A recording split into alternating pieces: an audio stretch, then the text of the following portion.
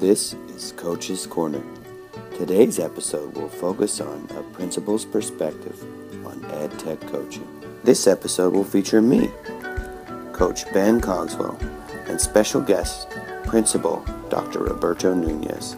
We hope you enjoyed this video, and if you do, please remember to like, share, comment, because we're always looking for the next edu step. I'm here with Dr. Núñez. He is Dr. Roberto Núñez, principal of Tiburcio Vásquez Elementary School. How you doing? You wanted to give us a quick overview of your school. Sure. We are about to start our third year of existence here. We opened up our doors 2 years ago, so we are a brand new facility. Still looks beautifully pristine. We have this school year, first year we started with 550 students. Last year we went up about 100, and this year we're looking to go up by another 100 students. So we're growing very quickly.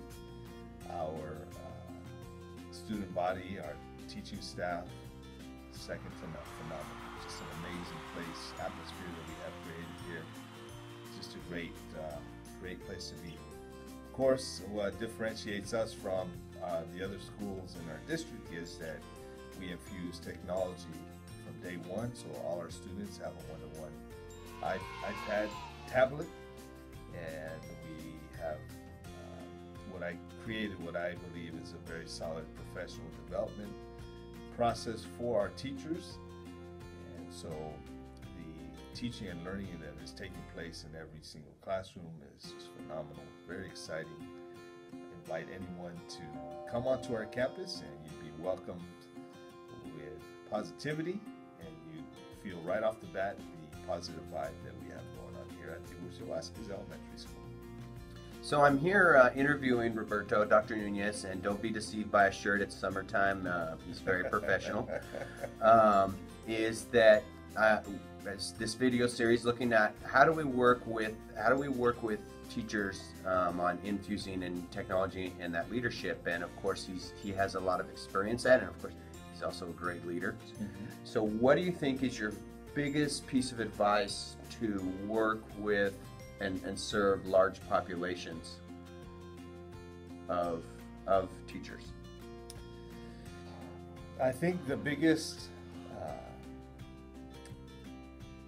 platform that you should establish right off the bat is just to build the trust between all teachers. Even though your title includes teacher in your title, there's still a possibility that you might look at as something other than a teacher.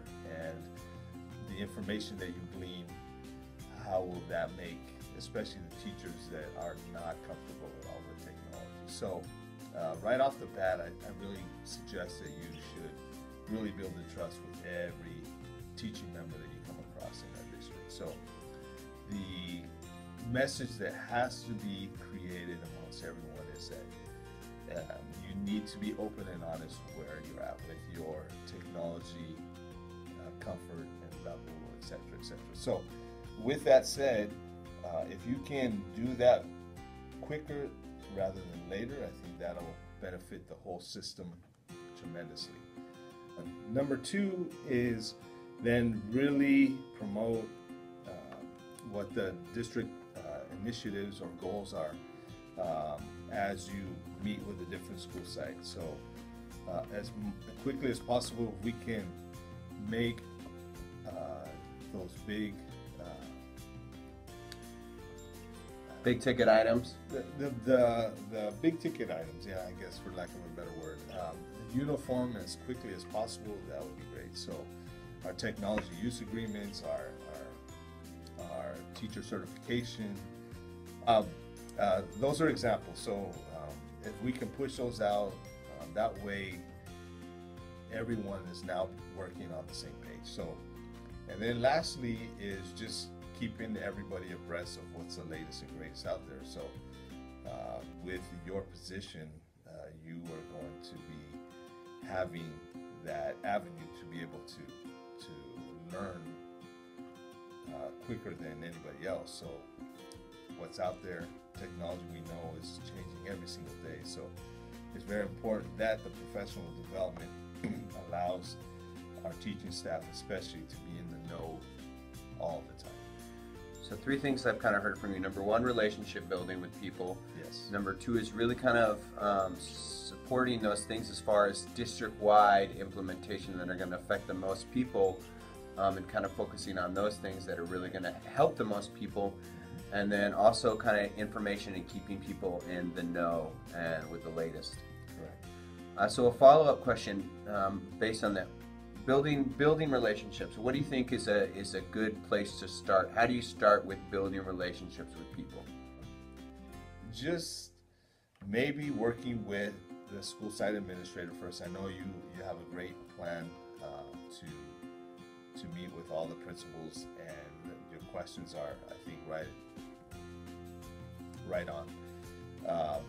But that's probably a good first step as well, because the leadership also has their finger on the pulse of their school sites too. So every school site is going to be very unique and different in that aspect. And then just meeting with teachers, and if the administration allows you to meet with teachers, take advantage of that.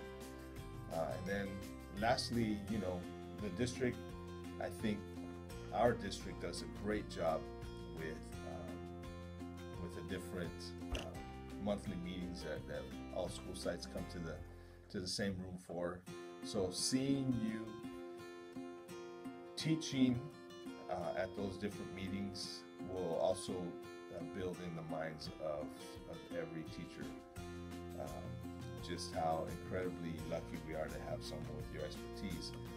I know that the majority of the district already sees that, but for you to be able to get into that role will just solidify that even more. Okay, that's some great tips, and I thank you for your kind words. Last question for you is, how do you, thinking of your system as a building, right? You want to try to get everybody to that top floor. As far as expertise. So, how do you get everybody to that top floor?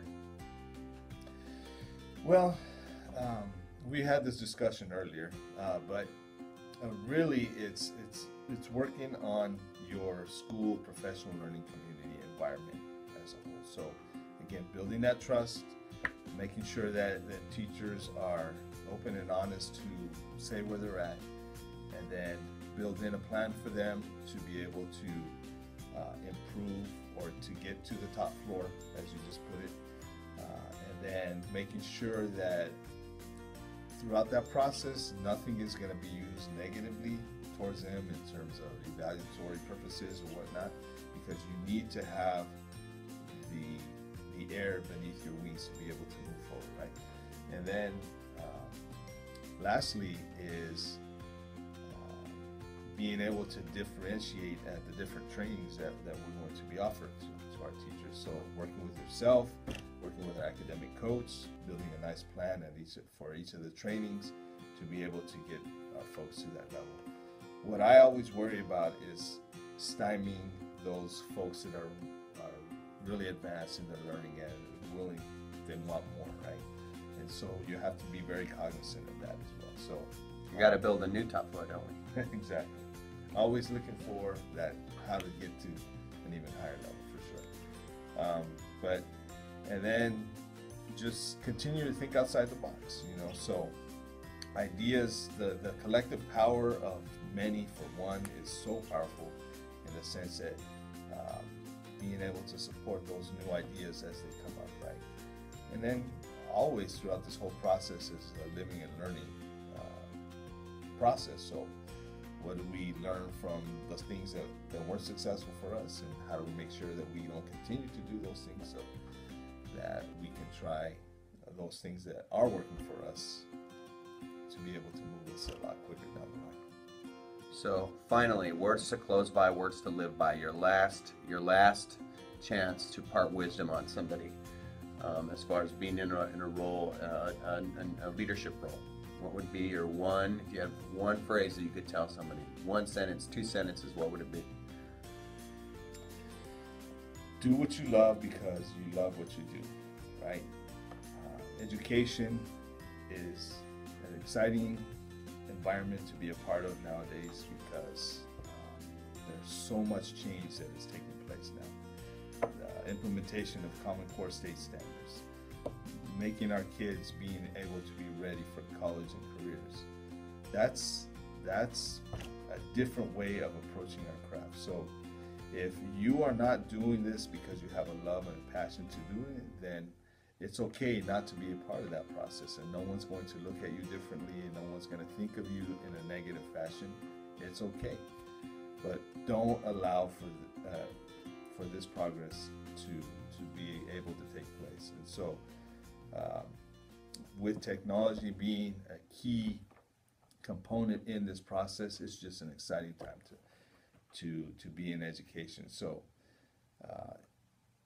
if you are at all thinking about coming into the profession, now is an amazing time to be coming into the field. So if you have that passion, you have that love, then do what you love, because you're going to fall in love with what you're doing.